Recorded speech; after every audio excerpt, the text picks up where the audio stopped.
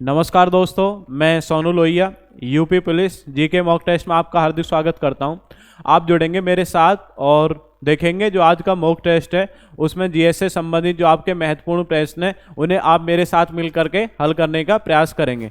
तो आप जुड़ें, सभी जुड़ जाएंगे सभी और देखेंगे जो आज का मॉक टेस्ट है, जुड़ जाएंगे सभी जी। आज के मॉक टेस्ट के जो आपका प्रथम क्वेश्चन है, आज के मॉक टेस्ट का प्रथम क्वेश्चन आपके सामने है। अलाउद्दीन खिलजी ने किस शासक को राय रायन की उपाधि दी थी? आपको बताना है कि अलाउद्दीन खिलजी ने किस शासक को राय रायन की उपाधि प्रदान की थी। चार ऑप्शन आपके सामने, रामचंद्र देव, वीर बल्लाल, प्रताप रुद्र देव, यह आपसे पूछा जाएगा सुंदर पांडे। इनमें से आपको बताना है। तो अलाउद्दीन खिलजी ने राजा बनने से पहले दो आपके युद्ध अभियान किए थे। कितने युद्ध अभियान किए थे? दो में आपके कौन कौन से? एक तो आपने आपका पढ़ा होगा भिलसा अभियान। कौन सा अभियान है? भिलसा अभियान। भिलसा अभियान किस वर्ष किया था? भिलसा अभियान किया था 1292 में। और एक आपने पढ़ा होगा, एक कौन सा अभियान है? एक आपका देवगिरी अभियान। देवगिरी अभियान ये किस वर्ष किया था? देवगिरी अभियान किया था 1296 में। कब किया था? 1296 में देवगिरी अभियान। तो जो देवगिरी है, देवगिरी का जो शासक था, देवगिरी के शासक कौन था? रामचंद्र देव। कौन था? रामचंद्र देव। तो देवगिरी को इसने जीता था अलाउद्दीन खिलजी ने। तो यहाँ का शासक कौन था? रामचंद्र देव। क्या था आपका? रामचंद्र देव। तो रामचंद्र देव को आपका अलाउद्दीन खिलजी ने पराजित करके और फिर बाद में उसको कौन सी उपाधि दी थी? तो आप याद रखेंगे कौन सी उपाधि दी थी? राय रायन। राय रायन की उपाधि किसने दी थी? अलाउद्दीन खिलजी। क्लियर हो गया। आप पढ़ेंगे अलाउद्दीन खिलजी राजा बनने से पहले कहाँ का आपका सूबेदार था? आप बताएं कहाँ का सूबेदार था? सूबेदार अगर आपसे पूछ रहा है तो राजा बनने से पहले कहाँ का सूबेदार था? ऐसे आप याद रखेंगे कड़ा मानिकपुर। कहाँ का सूबेदार था आपका? कड़ा मानिकपुर। तो गंगा नदी के किनारे आपका स्थान पड़ता था कड़ा मानिकपुर, जिसमें इलाहाबाद वगैरह ये आपका परिक्षेत्र आता था। और कड़ा मानिकपुर में इसने आपका जो खिलजी वंश का फाउंडर था, खिलजी वंश का फाउंडर कौन था? जलालुद्दीन खिलजी। जलालुद्दीन खिलजी की यहाँ पे हत्या कर दी। तो और उसके बाद में नया शासक कौन बना? नया शासक कौन बना? अलाउद्दीन खिलजी। आपने पढ़ा होगा अलाउद्दीन खिलजी में, जैसे आपने पढ़ा है दीवाने विजारत। क्या है? दीवान ए विजारत। दीवाने विजारत। दीवाने विजारत या क्या बोलते हैं आप? वित्त विभाग बोलते हैं। दीवाने विजारत या क्या बोलते हैं इसे? वित्त विभाग। दीवाने विजारत या वित्त विभाग की जो स्थापना ये किसने की थी? अलाउद्दीन खिलजी। आपने पढ़ा होगा दीवान ए रियासत। क्या है आपका? दीवान ए रियासत। दीवान ए रियासत या इसी को आप क्या बोलते हैं? इसी को बोलते हैं बाजार विभाग। कौन सा विभाग आपका? बाजार विभाग। इसकी स्थापना किसने की थी? अलाउद्दीन खिलजी। आप पढ़ते हैं भारत में जजिया कर लागू करने वाला पहला शासक कौन है? भारत में अगर आपसे पूछा जाए पूरे भारत में जजिया कर किसने लागू किया था? जजिया कर आप याद रखें अलाउद्दीन खिलजी। लेकिन सबसे पहले अगर आपसे पूछा जाए सबसे पहले किसने? मोहम्मद बिन कासिम ने सिंध क्षेत्र पर आपका लागू किया था। अलाउद्दीन खिलजी के द्वारा बनाई गई जैसे इमारतें, जैसे आपसे पूछा जाए चोर मीनार कहाँ पे बनवाई थी अलाउद्दीन खिलजी ने? चोर मीनार आपका कहाँ पर है? ये आपका दिल्ली में स्थित है। आपसे पूछा जाए जी अलाई दरवाजा कहाँ पर है? अलाई दरवाजा। अलाई दरवाजा अगर आपसे पूछा जा रहा है, अलाई दरवाजा भी कहाँ पर आपका? दिल्ली में बनवाया। आपसे पूछा जाएगा इसमें अलाई दरवाजा हो गया, चोर मीनार आपका हो गया। आपसे पूछा हौज खास क्षेत्र, हौज खास आपका ये भी कहाँ पर है? दिल्ली में। तो ये सब आपके किसने बनवाए? ये सब बनवाए थे आपके अलाउद्दीन खिलजी ने। क्लियर हो गया। अलाउद्दीन खिलजी से इतना आप जरूर याद रखेंगे। आगे बढ़ते हैं, नेक्स्ट क्वेश्चन देखते हैं। नेक्स्ट क्वेश्चन क्या है? नेक्स्ट क्वेश्चन आपका अच्छा क्वेश्चन है। ठाट, आमद, सलामी किस नृत्य के प्रमुख भाग हैं? ये अच्छा क्वेश्चन है। ठाट, आमद और सलामी किस नृत्य के प्रमुख भाग हैं? तो जब ये नृत्य किया जाता है तो उस नृत्य के दौरान ये अलग अलग आपकी मुद्रा होती है, ठाट, आमद और सलामी। तो आपको बताना है ये सतलिया नहीं, ये सतत्रिया है। इसे थोड़ा सा सही करके पढ़ेंगे। सतत्रिया है ये आपका, इसे सही पढ़ना आपको। ये सतलिया नहीं है, सतत्रिया। अब आप बताएंगे जी तो ये ठाट, आमद, सलामी किस नृत्य के प्रमुख भाग हैं? चार नृत्य आपके सामने, सत्रिया, मणिपुरी, कथकली या कथक। ठाट, आमद और सलामी। इसका जो आपका सही आंसर होगा आपका कथक। क्या होगा सही आंसर? कथक। और कथक आप पढ़ते हैं, कथक कहाँ पे होता है? कथक आपका किया जाता है उत्तर भारत में। कहाँ पे किया जाता है कथक? कथक किया जाता है कहाँ पर आपका? उत्तर भारत में किया जाता है कथक। कहाँ पे? उत्तर भारत में कथक आपका नृत्य किया जाता है। कथकली अगर आपसे पूछे कथकली कहाँ पे किया जाता है? कथकली किया जाता है केरल में। मणिपुरी पूछ रहा है, मणिपुरी कहाँ पर होता है? मणिपुरी सत्तरी होगा आपका मणिपुर में, और सत्तरिया आपसे पूछे सत्तरिया कहाँ पर है, सत्तरिया किया जाता है आपका असम में। कहाँ पे किया जाता है सत्तरिया, असम में। तो आपसे क्वेश्चन पूछा ठाट, आमद और सलामी किस नृत्य के प्रमुख भाग हैं, तो आप आंसर याद रखें कथक। और कथक कहाँ पर, उत्तर भारत। उत्तर भारत में विशेष तौर पर आपका कहाँ पर होता है, उत्तर प्रदेश में आपका किया जाता है। क्लियर हुआ। आगे बढ़ते हैं, नेक्स्ट क्वेश्चन देखते हैं। नेक्स्ट क्वेश्चन आपका क्या है, नेक्स्ट क्वेश्चन है महावीर स्वामी की प्रथम महिला अनुयायी कौन थी। महावीर स्वामी, तो महावीर स्वामी से पूछा है जैन धर्म से, और आपसे पूछा है कि प्रथम महिला अनुयायी कौन थी, महावीर स्वामी। तो महावीर स्वामी आप पढ़ते हैं, जैन धर्म के 24वें तीर्थंकर कौन है, महावीर स्वामी आप पढ़ेंगे। और महावीर स्वामी का जन्म आपने पढ़ा होगा 540 BC में कुंडग्राम वैशाली बिहार में हुआ था, और मृत्यु आप पढ़ते हैं 72 वर्ष की अवस्था में 468 BC में पावापुरी बिहार में इनकी मृत्यु हुई थी। जैन धर्म के 24वें तीर्थंकर हैं क्रम के अनुसार। तो ये आपने पढ़ा है सभी ने। और इसमें आपको बताना है, महावीर स्वामी ने आप पढ़े होंगे कि ऋजुपालिका नदी के किनारे ये ज्ञान प्राप्त किया, और ज्ञान प्राप्त करने के बाद में महावीर स्वामी जिनिया विजेता के नाम से जाने गए। और प्रथम उपदेश कहाँ पे दिया, राजगृह विपुलचल की पहाड़ियों में प्रथम उपदेश दिया। तो यहाँ पे क्वेश्चन पूछा है प्रथम महिला अनुयायी। अगर प्रथम अनुयायी अगर आपसे पूछा जाए, प्रथम अनुयायी पुरुष में अगर आपसे पूछा है, तो इन्होंने अपने दामाद का नाम क्या था, दामाद का नाम था जमाली, तो प्रथम अनुयायी जमाली को बनाया गया। लेकिन प्रथम महिला अनुयायी यहाँ पे पूछा है, तो आप याद रखें इसको बनाया गया, चंदना को बनाया गया। प्रियदर्शनी पूछे कौन है, ये महावीर स्वामी की पुत्री का नाम क्या है, प्रियदर्शनी। महावीर स्वामी की माता का नाम क्या है आपका, त्रिशला। और आप पढ़ते हैं जी जो पार्श्वनाथ है, पार्श्वनाथ की माता का नाम क्या है, वामा देवी। क्या नाम है आपका, वामा देवी। क्लियर हो गया। तो महावीर स्वामी की प्रथम महिला अनुयायी पूछे तो आंसर क्या हो जाएगा, आंसर हो जाएगा आपका चंदना। क्लियर हुआ। आगे बढ़ते हैं, नेक्स्ट क्वेश्चन देखते हैं जी। नेक्स्ट क्वेश्चन क्या है, नेक्स्ट क्वेश्चन है भरत राम कप किस खेल से संबंधित है। भरत राम कप, 4 ऑप्शन है, बैडमिंटन, गोल्फ, टेनिस, क्रिकेट। इनमें से आपको बताना है भरत राम कप किस खेल से संबंधित है। इसका सही आंसर क्या होगा, भरत राम किससे संबंधित है, इसे आप याद रखेंगे कौन से खेल से संबंधित है, गोल्फ खेल से संबंधित है। और आपसे पूछा जाए गोल्फ खेल के मैदान को किस नाम से जाना जाता है, गोल्फ खेल का मैदान किस नाम से जाना जाता है, कोर्स के नाम से जाना जाता है। क्रिकेट का अगर आपसे पूछ रहा है, क्रिकेट का जो आपका खेल मैदान है किस नाम से जाना जाता है, पिच के नाम से। टेनिस अगर आपसे पूछा जा रहा है, टेनिस के खेल का मैदान क्या कहलाएगा, कोर्ट। बैडमिंटन आपसे पूछा जाए कि बैडमिंटन के खेल का मैदान क्या कहलाता है, कोर्ट। ये भी आप याद रखेंगे। क्लियर हो गया।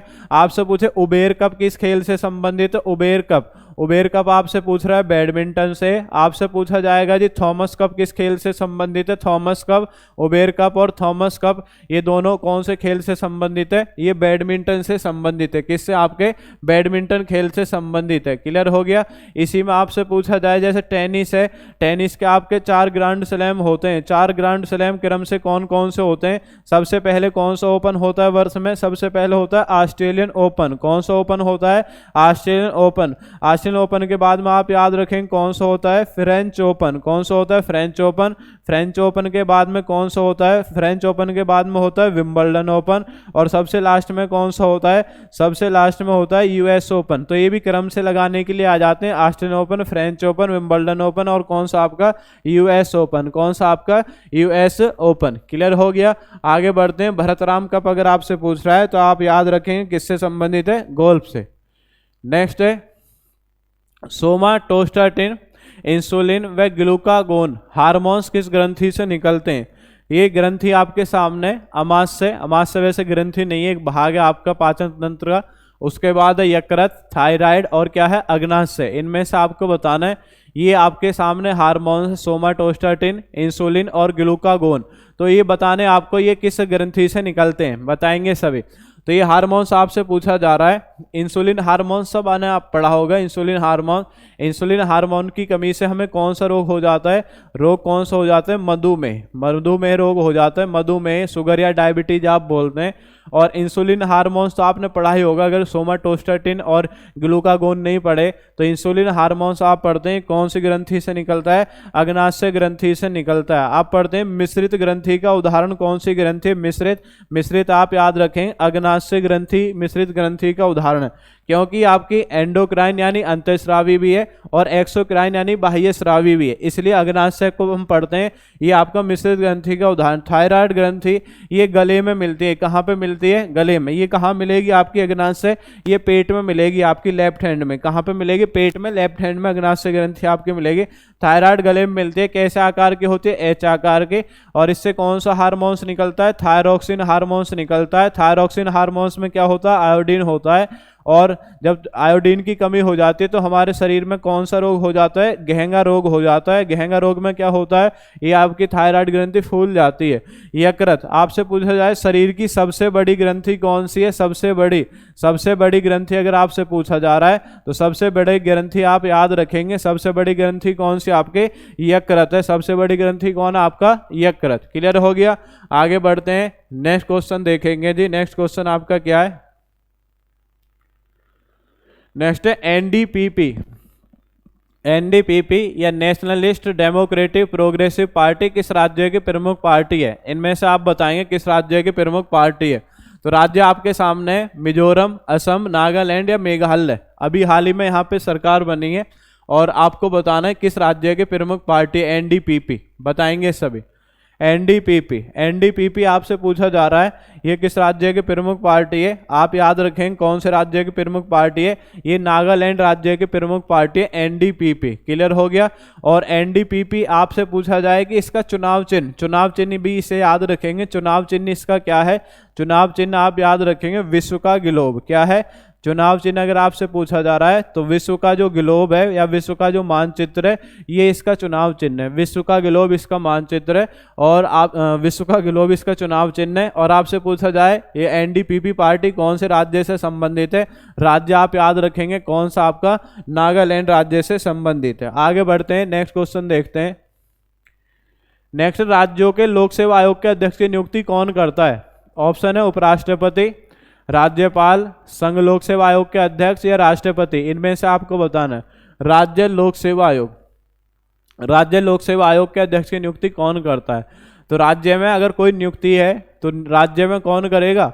राज्य में नियुक्ति कौन करेगा? आपका राज्यपाल करेगा। कौन करेगा? राज्यपाल। इसलिए इसका सही आंसर क्या होगा? सही आंसर होगा आपका राज्यपाल। क्लियर हुआ? जैसे अगर आपसे पूछा जाता है कि लोक सेवा आयोग के अध्यक्ष, जैसे लोक सेवा आयोग के अध्यक्ष हो या सदस्य हो, जो केंद्रीय लोक सेवा आयोग है यूपीएससी आप पढ़ते हैं, यूनियन पब्लिक सर्विस कमीशन, इसके अध्यक्ष की नियुक्ति कौन करता है? राष्ट्रपति। लेकिन यहाँ पे राज्य लोक सेवा आयोग पूछा है तो राज्य लोक सेवा आयोग का कौन हो जाएगा? राज्यपाल। नेक्स्ट लाइन से देखते हैं, नेक्स्ट क्वेश्चन आपका। नेक्स्ट, निम्नलिखित में से कौन सा कृत्य किसी भारतीय को नागरिकता रद्द करा सकता है? तो आपको बताना है कि कौन सा इसमें सही है। बताएंगे सभी। तो इसमें ऑप्शन आपके सामने, नागरिक ने संविधान के प्रति निष्ठाहीनता दर्शाई हो। दूसरा है नागरिक ने युद्ध के समय गैरकानूनी तरीके से शत्रु के साथ संपर्क साधा हो। इनमें से आपको बताना है। नागरिकता की अगर बात करें, क्या है नागरिकता? नागरिकता आप पढ़ते हैं भारतीय संविधान का कौन सा भाग है? भारतीय संविधान का है भाग 2। और आपने पढ़ा होगा अगर आर्टिकल पूछा जाए कि आर्टिकल कहाँ से कहाँ तक इसका विस्तार मिलता है? 5 से 11 तक। कहाँ तक विस्तार मिलता है? 5 से 11 तक इसका विस्तार मिलता है। अब नागरिकता आपसे पूछा गया है कि नागरिकता, तो भारत में ब्रिटेन से आपके ली गई नागरिकता, और वो भी कैसी नागरिकता है भारत में? एकल नागरिकता। कैसी नागरिकता का प्रावधान है? एकल नागरिकता का प्रावधान है भारत में। एकल नागरिकता का प्रावधान है। कहाँ से ली गई? ब्रिटेन से ली गई है। और आप पढ़ते हैं कि नागरिकता, भारत में नागरिकता कितने तरीके से प्राप्त की जाती है? 5 तरीके से। 5 तरीके से कैसे? एक तो जन्म से आप प्राप्त कर सकते हैं, एक कैसे वंशीकरण से प्राप्त करते हैं, वंशीकरण से। एक आप कैसे प्राप्त कर सकते हैं? जन्म से, वंशीकरण से। एक आप याद रख इसमें पंजीकरण से। कैसे? आपका पंजीकरण से। एक आप याद रखेंगे देशीयकरण से, देशीयकरण से प्राप्त कर सकते हैं।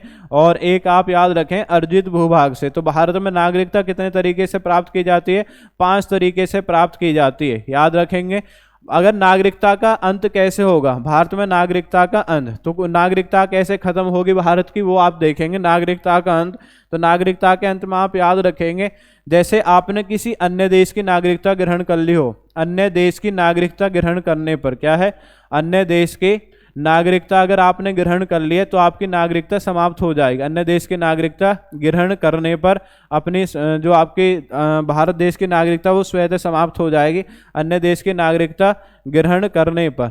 दूसरा क्या है, नागरिकता का परित्याग करने पर। अगर आप स्वयं नागरिकता छोड़ रहे हैं, नागरिकता का त्याग करने पर क्या है, नागरिकता का त्याग करने पर ऐसे आपकी खत्म हो जाएगी।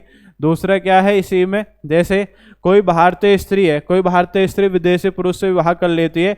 यदि भारतीय स्त्री क्या है, भारतीय स्त्री विदेशी पुरुष से विवाह कर लेती है, भारतीय स्त्री विदेशी पुरुष से विवाह कर लेती है, विदेशी पुरुष से विवाह कर लेती है, विदेशी पुरुष से विवाह कर लेती है, विवाह कर लेती है, तो आपकी जो नागरिकता है वो समाप्त हो जाएगी। क्या है, नागरिकता आपकी समाप्त हो जाएगी। और आप ये भी याद रखेंगे, अगर आप संविधान का उल्लंघन करते हैं, संविधान के प्रति निष्ठाहीनता आपने जो दिखाई हो, तो उसमें आपका क्या है, तो भी आपकी नागरिकता जो नागरिकता आपकी समाप्त हो जाएगी। क्लियर हो गया। और आपने युद्ध के समय अगर गैर कानूनी तरीके से युद्ध के समय शत्रु के साथ आपको संपर्क किया हो या शत्रु की सहायता की हो तो भी आपकी नागरिकता समाप्त हो जाएगी। तो ये इतने तरीके आपके नागरिकता समाप्त होने के। क्लियर हो गया। तो यहाँ पे याद रखेंगे, यहाँ पे कौन सा आपका, यहाँ पे हो जाएंगे ए और बी दोनों। क्या है, ए और बी दोनों।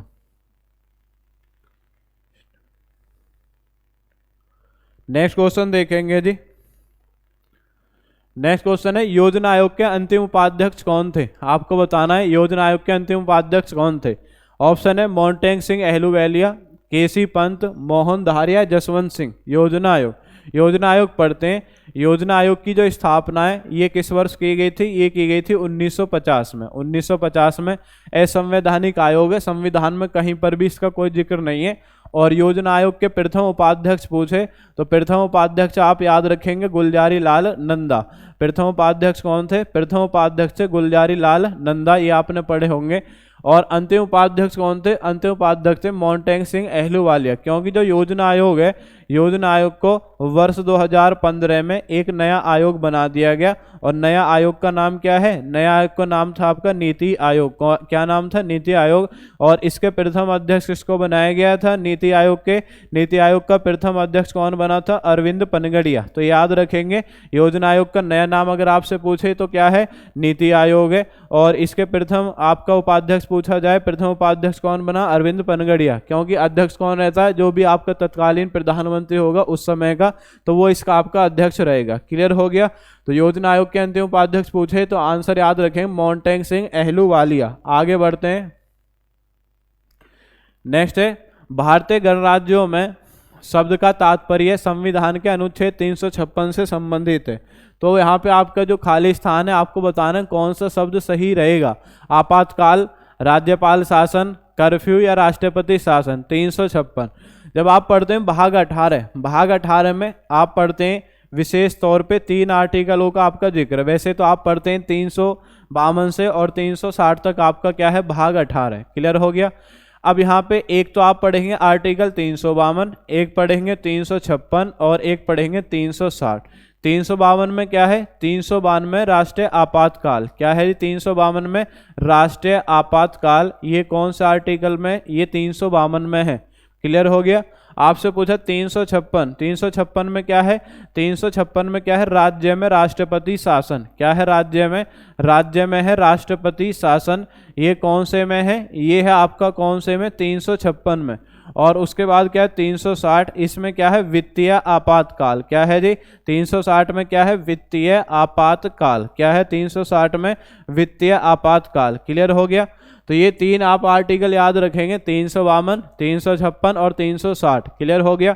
तो इसमें आपने पढ़ा है 352 में क्या है? 352 में क्या है? राष्ट्रीय आपातकाल है। 356 में राज्य में राष्ट्रपति शासन। 360 में क्या है? वित्तीय आपातकाल। क्लियर हो गया। तो यहाँ से 356 पूछा है। 356 अगर आपसे पूछ रहा है क्या है आपका? राष्ट्रपति शासन। और राज्य में राष्ट्रपति शासन किसके सलाह पर लगेगा? ये राज्यपाल की सलाह पर लगेगा। राज्यपाल अगर रिपोर्ट ये दे देता है राष्ट्रपति को कि यहाँ पे संविधान के अनुसार शासन नहीं चल रहा, तो आपका राष्ट्रपति के द्वारा क्या है? राष्ट्रपति के द्वारा राज्य में राष्ट्रपति शासन की घोषणा कर दी जाती है। और घोषणा के 2 माह के अंदर क्या है? 2 माह के अंदर हमें अनुमोदन लेना आवश्यक है। और अनुमोदन कहाँ से मिलेगा? अनुमोदन मिलेगा आपका संसद से। कहाँ से मिलेगा? संसद से अनुमोदन मिलेगा और उसके बाद में राज्य में राष्ट्रपति शासन आपका लग जाएगा। क्या लग जाएगा? राज्य में राष्ट्रपति शासन लग जाएगा। क्लियर हो गया। अगर आपसे पूछे राष्ट्रीय आपातकाल अब तक भारत में कितनी बार लागू किया गया? 3 बार। 3 बार कब कब? एक बार तो 1962 भारत चीन युद्ध के कारण, एक बार 1971 में भारत पाक युद्ध के कारण, और एक बार 1975 में आंतरिक अशांति के आधार पर। क्लियर हो गया। कितनी बार आपका? 3 बार। अब यहां से आपने पढ़ा 356, तो 356 किससे संबंधित है? राष्ट्रपति शासन से। नेक्स्ट क्वेश्चन है, बुशमैन जनजातियां किस क्षेत्र के आसपास घूमती हैं? तो आपको बताना है सहारा मरुस्थल, अटागा मरुस्थल, ग्रेट विक्टोरिया मरुस्थल या कालाहारी मरुस्थल। बताएंगे बुशमैन जनजाति। बुशमैन जनजाति, बुशमैन आपने बहुत बार पढ़ा होगा। बुशमैन जनजाति ये कौन से मरुस्थल में मिलती है? ये मिलती है कालाहारी मरुस्थल में। कालाहारी मरुस्थल आप पढ़ते हैं। कालाहारी मरुस्थल जब अफ्रीका महाद्वीप पढ़ेंगे तो अफ्रीका महाद्वीप के दक्षिण में कालाहारी मरुस्थल का विस्तार है। इसका विस्तार कितने देशों में? ये भी आ जाता है, तो आप याद रखेंगे कितने देशों में? 3 देशों में। कौन कौन से देश हैं आपके? एक तो कौन सा है? बोत्सवाना है। एक कौन सा है? एक आपका नामीबिया है। Botswana, Namibia. और एक कौन सा है? एक आपका दक्षिण अफ्रीका। बोत्सवाना, नामीबिया और कौन आपका? दक्षिण अफ्रीका। ये आपका विस्तार है। कितने? 3 देशों में विस्तार है कालाहारी मरुस्थल का। और यहाँ पे कौन सी जनजाति निवास करती है? जनजाति का नाम क्या है? बुशमैन। कौन सी जनजाति? बुशमैन जनजाति यहाँ पे निवास करती है। सहारा मरुस्थल तो जो आपका अफ्रीका महाद्वीप के उत्तर और मध्य में फैला हुआ मरुस्थल है सहारा मरुस्थल। विश्व का सबसे बड़ा मरुस्थल भी कौन सा है? सहारा मरुस्थल। यहाँ पे कौन सी जनजाति मिलती है? यहाँ पे जनजाति मिलती है आपकी तुआरेग। तो आप याद रखेंगे तुआरेग जनजाति कहाँ निवास करती है? तुआरेग जनजाति कहाँ निवास करेगी? आपकी सहारा मरुस्थल में। आपसे पूछा जाएगा कि अटाका मरुस्थल कहाँ पर है? अटाकामा मरुस्थल याद रखेंगे। अटाकामा कहाँ पर आपका? चिली में। कहाँ पर? अटाकामा मरुस्थल चिली में आपका स्थित है। चिली में। कहाँ पर आपका? चिली। और चिली जो आपका देश है कौन से महाद्वीप में पड़ता है? ये पड़ता है दक्षिण अमेरिका महाद्वीप में। विश्व का सबसे शुष्क मरुस्थल भी कौन सा है? अटाकामा मरु। ग्रेट विक्टोरिया मरुस्थल कहाँ पर है? ये आपका ऑस्ट्रेलिया में स्थित है। और ग्रेट विक्टोरिया झील अगर आपसे पूछे तो कहाँ पर है? अफ्रीका में। कहाँ पर है? अफ्रीका में। क्लियर हो गया। इतना इसमें याद रखेंगे। आगे बढ़ते हैं, नेक्स्ट क्वेश्चन देखते हैं जी। नेक्स्ट नीलगिरी पर्वत उदाहरण है। तो आपको बताएं संचित पर्वत का है या पिरखंड पर्वतों का है या अवशिष्ट पर्वत का है या मोड़दार पर्वत का है? नीलगिरी पर्वत। नीलगिरी पर्वत ये भारत में इसका विस्तार मिलेगा। कहाँ पे मिलेगा विस्तार इसका? भारत में इसका विस्तार मिलेगा। भारत में कहाँ पर है? भारत में इसका विस्तार 3 राज्यों में। 3 राज्यों में इसका विस्तार है। कौन कौन से राज्य हैं? 3 राज्य कौन कौन से हैं वो आप देख लेंगे। 3 राज्य में एक तो कौन सा है? एक तो है आपका कर्नाटक। कौन सा राज्य है? कर्नाटक। एक कौन सा है? एक आपका केरल है। और एक कौन सा राज्य है? एक आप याद रखेंगे कौन सा राज्य? तमिलनाडु। कर्नाटक, केरल और तमिलनाडु 3 राज्यों में इसका विस्तार आपको मिलेगा। कौन से पर्वत का? नीलगिरी पर्वत का आपका विस्तार मिलेगा। पढ़ लिया आपने। और आपसे पूछा है नीलगिरी पर्वत किस प्रकार के पर्वत का उदाहरण है? तो आप याद रखेंगे ये किस प्रकार के पर्वत का उदाहरण है? अवशिष्ट पर्वत के उदाहरण है। कौन से पर्वत का उदाहरण है? अवशिष्ट पर्वत का उदाहरण नीलगिरी पर्वत। आपसे पूछा जैसे मोड़दार पर्वत, तो जैसे आप हिमालय पढ़ते हैं, हिमालय किस प्रकार का पर्वत है? हिमालय आपसे पूछा जा रहा है हिमालय किस पर्वत का उदाहरण है? हिमालय आप याद रखेंगे हिमालय मोड़दार पर्वत या नवीन मोड़दार पर्वत या फोल्ड माउंटेन या वलित पर्वत। तो आप याद रखेंगे इन पर्वत का उदाहरण है। और विश्व में सबसे ज्यादा पर्वतों का जो विस्तार है वो किस पर्वतों का विस्तार है?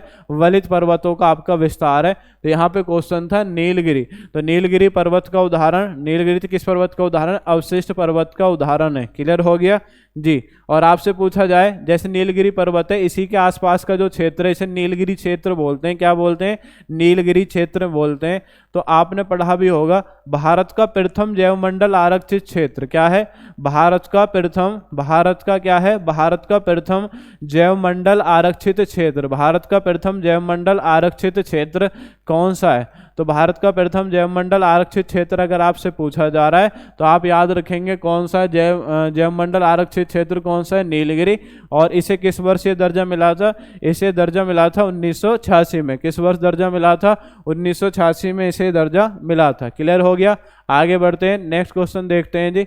नेक्स्ट क्वेश्चन है खाली स्थान है। फिर आपसे पूछा है कि पहली बार देश में प्रत्यक्ष चुनाव की शुरुआत की और इसके द्वारा कुछ सीमित लोगों को उनकी संपत्ति, कर अथवा शिक्षा के आधार पर मताधिकार दिया गया। आपको बताना है भारत में पहली बार मताधिकार का जो प्रयोग है वो किस अधिनियम के माध्यम से दिया गया। भारतीय स्वतंत्रता अधिनियम 1947, भारतीय कौंसिल अधिनियम 1909, भारत सरकार अधिनियम 1858 या भारत सरकार अधिनियम 1919। वैसे इसे बोलेंगे हम जो 1919 है मॉन्टेगू चेम्सफोर्ड सुधार अधिनियम 1919 और 1909 वाले को बोलते हैं मिंटो मॉर्ले सुधार अधिनियम 1909। अब इनमें से आपको बताना है कि कौन सा सही आंसर है आपका, इसका सही आंसर कौन सा होगा, बताएंगे सभी कमेंट करके बताएं जी। सही आंसर क्या होगा, सही आंसर होगा इसका ऑप्शन डी। कौन सा, ऑप्शन डी। तो आपने पढ़ा होगा 1919 अधिनियम के माध्यम से, तो 1919 अधिनियम के माध्यम से जो कार्य हैं, जैसे कुछ कार्य कि क्वेश्चन आता है कि प्रांतों में पहली बार, क्या है, प्रांतों में पहली बार द्वैध शासन की स्थापना, क्या है, प्रांतों में पहली बार द्वैध शासन की जो स्थापना है ये किस एक्ट के माध्यम से की गई, 1919 अधिनियम के माध्यम से की गई।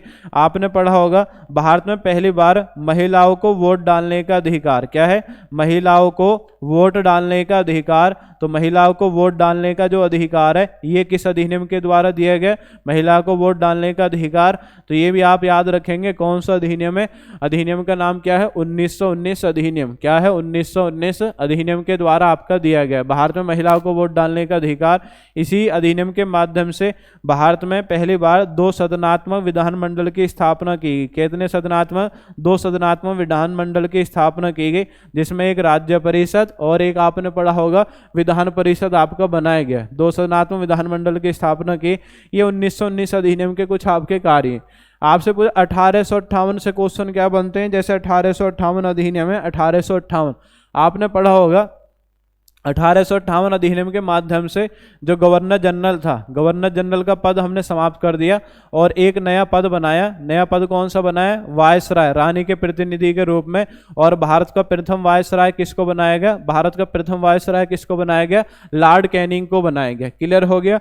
नेक्स्ट 1909, 1909 से आपसे क्वेश्चन पूछा जाता है कि भारत में मुस्लिम लोगों के लिए, क्या है, मुस्लिम लोगों के लिए, क्या है जी आपका, मुस्लिम लोगों के लिए पृथक निर्वाचक मंडल, मुस्लिम लोगों के लिए क्या है, मुस्लिम लोगों के लिए पृथक निर्वाचक मंडल, मुस्लिम लोगों के लिए पृथक निर्वाचक मंडल।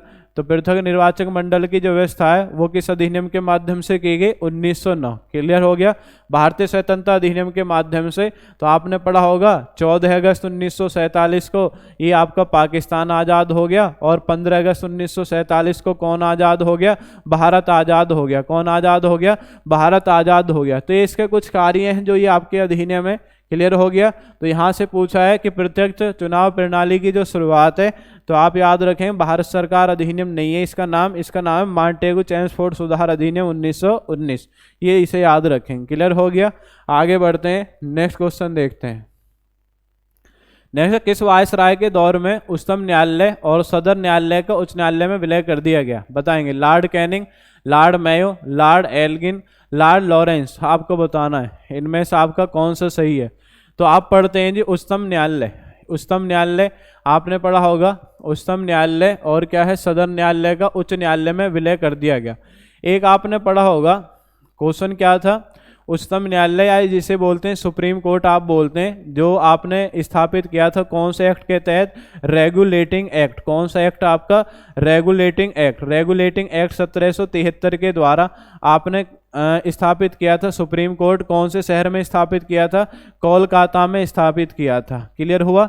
उसके बाद अब आपने फिर उसके बाद में एक एक्ट आया और एक्ट आया 1861 हाई कोर्ट एक्ट। कौन सा है, 1861 हाई कोर्ट एक्ट आया। इस एक्ट के द्वारा भारत के 3 शहरों में हाई कोर्ट बनाए गए। 3 शहरों में कहाँ पर, एक तो बनाया गया कहाँ पर आपका, कोलकाता में, कोलकाता में बनाया गया। एक कहाँ पर बनाया गया, एक बनाया गया आपका मुंबई में, और एक कहाँ पे बनाया गया, एक बनाया गया आपका मद्रास में। कोलकाता, मुंबई और मद्रास, यहाँ पे आपके हाई कोर्ट बनाए गए 3। अब यहाँ पे हाई कोर्ट बनाने के कारण ये वाला जो आपका, जैसे यहाँ पे सुप्रीम कोर्ट था कोलकाता वाला, सुप्रीम कोर्ट जो कोलकाता वाला था इसे हाई कोर्ट में तब्दील कर दिया गया 1861 में।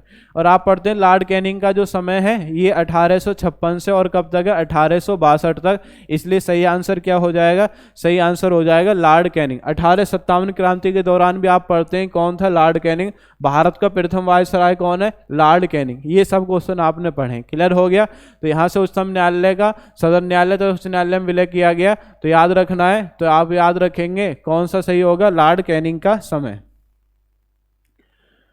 नेक्स्ट क्वेश्चन है, कृषि क्षेत्र में गोल क्रांति का संबंध किससे है, मांस से, खाद से, टमाटर से, आलू से। आप बताएंगे गोल क्रांति किससे संबंधित है, बताएंगे सभी।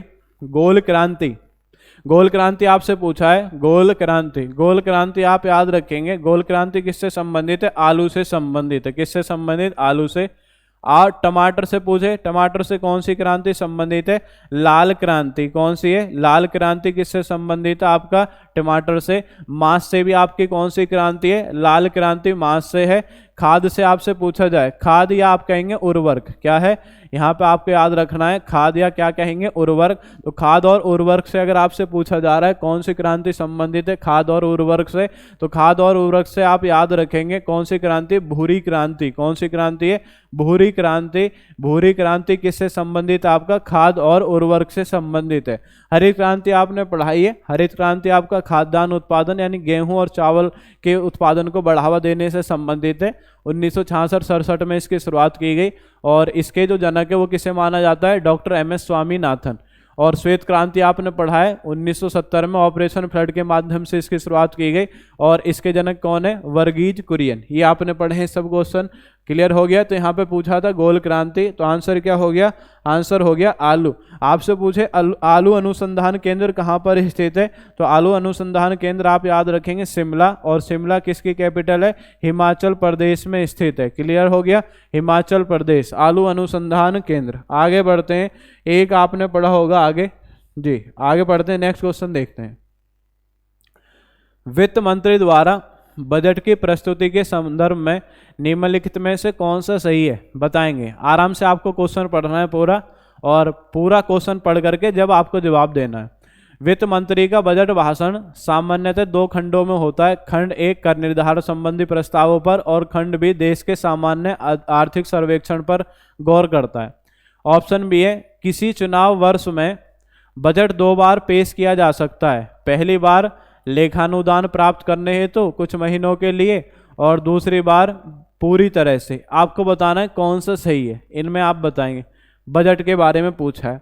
बजट शब्द का उल्लेख भारतीय संविधान के किस आर्टिकल में मिलता है, किसी आर्टिकल में नहीं मिलता। केवल क्या है, केवल एक शब्द का विवरण मिलता है, और शब्द कौन सा है, वार्षिक वित्तीय विवरण। कौन सा शब्द है बताओ, शब्द है वार्षिक वित्तीय विवरण। इसका आपका उल्लेख मिलता है, और इसका उल्लेख कौन से आर्टिकल में, आर्टिकल आप पढ़ते हैं आर्टिकल 112। भारत में सबसे पहले जो बजट है, सबसे पहले बजट, तो भारत में सबसे पहले बजट किसने पेश किया था, जेम्स विल्सन ने पेश किया था। किसने पेश किया था, जेम्स विल्सन ने, आपका 1860 में पेश किया था। आपसे पूछे स्वतंत्र भारत का, अगर आपसे पूछा जा रहा है स्वतंत्र भारत का, स्वतंत्र भारत का अगर आपसे पूछे कि स्वतंत्र भारत का बजट सबसे पहले किसने पेश किया, तो आप याद रखेंगे षणमुखम शेट्टी। किसने प्रस्तुत किया था, षणमुखम शेट्टी ने प्रस्तुत किया था। आपसे पूछा जाए जी गणतंत्र भारत का, गणतंत्र भारत का, कौन से भारत का, गणतंत्र भारत का बजट, तो गणतंत्र भारत आपसे पूछा जाए तो गणतंत्र भारत का किसने पेश किया था, यानी 1950 में जॉन मथाई ने आपका पेश किया था। ये बजट से आपके क्वेश्चन बनते हैं ज़्यादातर। नेक्स्ट आगे आपसे पूछा रेलवे बजट को सामान्य बजट, रेलवे बजट को सामान्य बजट, तो आपने पढ़ा होगा किस वर्ष, रेलवे बजट को क्या है, सामान्य बजट से किस वर्ष अलग कर दिया गया था, 1924 में। किस वर्ष अलग किया गया था, 1924 में अलग किया गया था। अब इधर देख लेंगे जरा। अब यहाँ पे आपको बताना है कि कौन सा सही है, बताएंगे। इसका जो सही आंसर होगा, ये ऊपर वाला जो आपका है ऑप्शन ए, वित्त मंत्री का बजट भाषण सामान्य 2 खंडों में होता है। खंड 1 कर निर्धारण संबंधी प्रस्तावों पर और खंड बी देश के साथ, तो ये आपका गलत है। एक ही आपका पूरा बजट भाषण होता है, देखा होगा आपने। किसी चुनाव वर्ष में बजट 2 बार पेश किया जा सकता है, तो सही बात है, एक बार आप अंतरिम बजट पेश करते हैं और एक बार पूरा बजट आपका पेश किया जाता है, तो ये आपका सही है। तो इसका ऑप्शन आपको याद रखना है, कौन सा सही है, केवल आपका बी सही है। कौन सा सही है आपका, बी सही है आंसर आपका। आगे बढ़ते हैं, नेक्स्ट क्वेश्चन देखेंगे। नेक्स्ट, निम्नलिखित में से कौन सा विषय संघ सूची के अंतर्गत आता है? डाकघर, बचत बैंक, दिवालियापन और शोध, आर्थिक एवं सामाजिक योजना, पशुओं के प्रति क्रूरता की रोकथाम। इनमें से आपको बताना है कौन सा सही है, बताएंगे सभी, कमेंट करके बताएं। संघ सूची, भारतीय संविधान में 3 सूची हैं, 3 सूची का विवरण मिलता है। एक तो कौन सी, संघ सूची। तो संघ सूची में वो विषय आते हैं जिन पर कानून बनाने का अधिकार केवल जो केंद्र सरकार को। एक कौन सी, राज्य सूची, जिन विषय पर कानून बनाने का अधिकार केवल राज्य सरकार को है। और एक है संवर्ती सूची, जिन पर कानून बनाने का अधिकार केंद्र सरकार और राज्य सरकार दोनों को है, लेकिन अगर विवाद हो जाएगा तो केंद्र सरकार का जो कानून है वो मान्य होगा। संघ सूची में कुल कितने विषय हैं? इसमें आपके विषय हैं 100, राज्य सूची में कितने विषय हैं? 61, संवर्ती सूची में कितने आपके? 52। कितने विषय हैं आपके? 52। अब यहाँ से पूछा है डाकघर। डाकघर आपने पढ़ा होगा, मतलब संघ सूची के अंतर्गत कौन सा विषय आता है? तो जो डाकघर होते हैं, पोस्ट ऑफिस होते हैं, ये आपके केंद्र सरकार के नियंत्रण में रहते हैं। किसके नियंत्रण में रहते हैं? केंद्र सरकार के सीधे नियंत्रण में रहते हैं डाकघर। तो इसलिए क्या हो जाएगा, डाकघर, बचत बैंक, ये कौन सी सूची का विषय है? संघ सूची। संघ सूची में जैसे आपसे पूछा जाता है जनगणना, जनगणना कौन सी सूची का विषय है? संघ सूची का विषय है। आपसे पूछा जाएगा जी इसी में बैंक कौन सी सूची का विषय है? संघ सूची का विषय है। आपसे पूछा जाएगा बंदरगाह, बंदरगाह किस सूची का विषय है? ये भी आप याद रखेंगे, बंदरगाह भी किस सूची का विषय है? संघ सूची का विषय है। बैंक हो गया, ये संघ सूची का है। आपसे पूछा जाए जनगणना कौन सी सूची का विषय है? संघ सूची का विषय है। क्लियर हो गया। आपसे पूछा जाएगा इसी में, ठीक है, इसी में आपसे पूछेंगे संघ सूची में, और बहुत सारे आपके विषय हैं जो संघ सूची में आपके शामिल होते हैं। नेक्स्ट लाइन से, जैसे राज्य सूची में, जैसे बहुत बार आपको पूछा पुलिस किस सूची का विषय? पुलिस, पुलिस अगर आपसे पूछे तो कौन सी सूची का विषय है? राज्य सूची का। एक बहुत आता है शिक्षा, शिक्षा कौन सी सूची का विषय है? शिक्षा संवर्ती सूची का। एक बहुत आता है आर्थिक नियोजन, आर्थिक नियोजन किस सूची का विषय है? आर्थिक नियोजन आप याद रखेंगे, आर्थिक नियोजन किस सूची का विषय है? संवर्ती सूची का विषय। इनको ध्यान रखेंगे सभी। क्लियर हो गया। तो यहाँ पे पूछा था डाकघर, तो डाकघर कौन सी सूची का विषय है? संघ सूची। आगे बढ़ते हैं जी। निम्नलिखित में से सस्ती मुद्रा नीति का तात्पर्य कौन सा है? आपको बताना है। आर्थिक विकास को बढ़ावा देने के लिए बनाई गई नीति, सस्ती मुद्रा नीति, मुद्रा मुद्रण के लिए बनाई गई नीति, और अंततः पूर्ण रोजगार को प्राप्त करने के लिए निवेश को बढ़ावा देने के लिए तैयार की गई नीति। और एक है एक नीति जिसे अतिरिक्त धनोपार्जन की आपूर्ति के लिए बनाई गई नीति। इनमें से आपको बताना है कौन सा सही होगा। मुद्रा नीति का तात्पर्य क्या है? तो इसका क्या है, पूर्ण रोजगार को प्राप्त करने के लिए, एक निवेश को बढ़ावा देने के लिए तैयार गई नीति को ही हम क्या बोलते हैं? मुद्रा नीति बोलते हैं। क्लियर हो गया। अतः पूर्ण रोजगार को प्राप्त करने के, निवेश को बढ़ावा देने के लिए तैयार की गई जो नीति है, इसी को हम क्या बोलते हैं? सस्ती मुद्रा नीति इसे कहा जाता है। क्या बोला जाता है? सस्ती मुद्रा नीति इसे कहा जाता है। नेक्स्ट आगे देखते हैं जी। मॉक टेस्ट अगर आपको अच्छा लग रहा हो तो एक बार आप चैनल को लाइक अवश्य करेंगे, सभी लाइक कर देंगे सभी, और जो आज का मॉक टेस्ट है इसे लाइक करेंगे सभी जी। और हो सके तो आपके पास जो भी माध्यम हो तो उस माध्यम से आप आगे बढ़ाएं, तो इसे फॉरवर्ड करेंगे सभी और शेयर करेंगे सभी। कान्यकुब्ज किस भारतीय शहर का प्राचीन नाम है? कान्यकुब्ज। तो 4 ऑप्शन आपके सामने, कुंभभोज, कन्याकुमारी, कन्नौज, कांचीपुरम। आपको बताना कान्यकुब्ज किस भारतीय शहर का प्राचीन नाम है। कान्यकुब्ज आपसे पूछा गया है, इसका सही आंसर क्या होगा? सही आंसर होगा आपका कन्नौज। क्या है? कन्नौज। कन्नौज को ही हम किस नाम से भी जानते हैं? कन्नौज को हम इत्र नगरी के नाम से भी जाना जाता है। आप बोलते हैं महोदया श्री। क्या है? महोदया श्री। महोदया श्री के नाम से किसे जाना जाता है? कन्नौज को जाना जाता है। आपने पढ़ा होगा, जैसे हर्षवर्धन आप पढ़ते हैं, तो हर्षवर्धन की जो प्रारंभिक राजधानी थी वो क्या थी? थानेश्वर थी। क्या थी? थानेश्वर। और थानेश्वर कहाँ पड़ता है? हरियाणा में पड़ता है। और हर्षवर्धन ने दूसरी राजधानी किसको बनाया था? दूसरी राजधानी बनाया था कन्नौज को। किसको बनाया था? आपका कन्नौज को बनाया था। किसको बनाया था आपको बताओ? कन्नौज को बनाया था। और पांचवा जो बौद्ध सम्मेलन है, क्या है? पांचवा बौद्ध सम्मेलन। पांचवा बौद्ध सम्मेलन ये कौन से स्थान पर आयोजित किया गया? ये कन्नौज में आयोजित किया गया। कहाँ पे आयोजित किया गया? कन्नौज में आयोजित किया गया पांचवा बौद्ध सम्मेलन। पांचवा बौद्ध सम्मेलन कहाँ पे आयोजित किया है? कन्नौज में। और इस सम्मेलन की अध्यक्षता तो आपने पढ़ा होगा, ह्वेन सांग चीनी यात्री किसके शासनकाल में भारत आया? ये हर्षवर्धन के शासनकाल में भारत आया। तो इतना भी इससे याद रखेंगे, कन्नौज से जो कन्नौज के आपके क्वेश्चन है ये सब आपके बनते हैं। क्लियर हो गया? आगे बढ़ते हैं और आज के मॉक टेस्ट का लास्ट क्वेश्चन आपके सामने होगा। आज के मॉक टेस्ट का लास्ट क्वेश्चन नेक्स्ट है, भारत के नियंत्रक और महालेखा परीक्षक की नियुक्ति कौन करता है? बताएंगे सभी। तो नियंत्रक और महालेखा परीक्षक आप पढ़ते हैं तो आर्टिकल कौन सा है? आर्टिकल 148 से लेकर के और 151 तक ये इसके बारे में मिलता है। इसे आप शॉर्ट में क्या बोल देते हैं? इसे बोल देते हैं कैग। क्या बोल देते हैं? CAG, controller and auditor general इसको बोल दिया जाता है। तो नियंत्रक और महालेखा परीक्षक की नियुक्ति कौन करता है? आपको बताना है। राष्ट्रपति करता है जी, प्रधानमंत्री करता है, विपक्ष का नेता करता है, वित्त मंत्री करता है। बताएंगे सभी, बताएंगे सभी। नियंत्रक एवं महालेखा परीक्षक, तो इसका कार्य क्या होता है? जो आपके वार्षिक बजट आपका तैयार किया जाता है या उससे पहले जो भी आपका वित्त कार्य होता है, तो वित्त कार्य की जो देखभाल करने का कार्य है वो कौन करता है? वो करता है कैग। क्लियर हो गया? जो भी भारत सरकार खर्च करती है तो उन पर नियंत्रण रखने का कार्य कौन करता है? ये करता है कैग, इसका कार्य होता है। और इसका जिक्र आर्टिकल 148 से 151 में किया गया। तो इसके आपसे पूछा है कि इसकी नियुक्ति कौन करता है? तो नियुक्ति कौन करेगा? नियुक्ति करेगा इसकी राष्ट्रपति। कौन करेगा इसकी नियुक्ति? राष्ट्रपति इसकी नियुक्ति करेगा। क्लियर हो गया जी? ये आज का मॉक टेस्ट था। और मॉक टेस्ट अगर आपको अच्छा लगा हो तो एक बार चैनल को लाइक करेंगे, सब्सक्राइब करेंगे। और इसी के साथ मैं आपसे विदाई लेता हूँ। धन्यवाद। जय हिंद, जय भारत।